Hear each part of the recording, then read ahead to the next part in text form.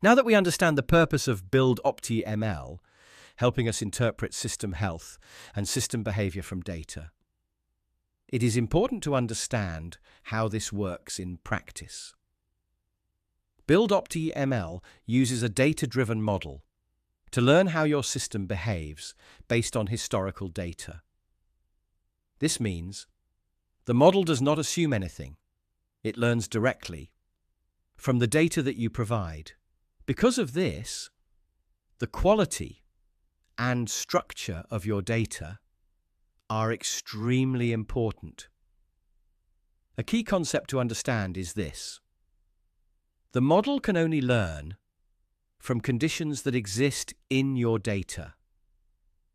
If a certain operating condition has never been seen before, the model cannot reliably predict or recommend it.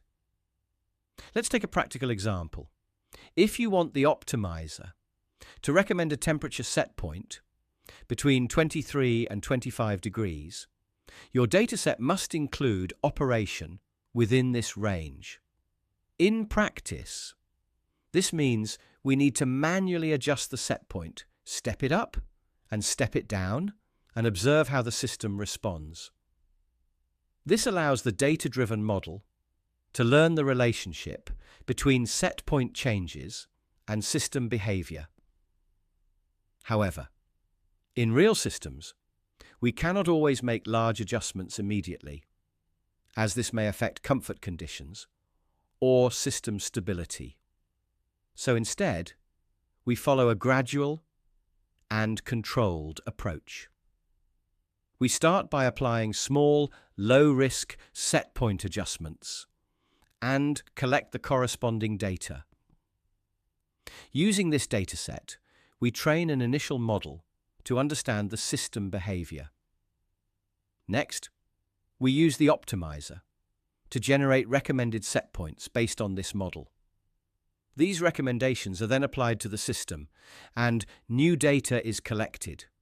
We then retrain the model using the updated dataset. By repeating this process, the model becomes more accurate and better represents the real system behavior.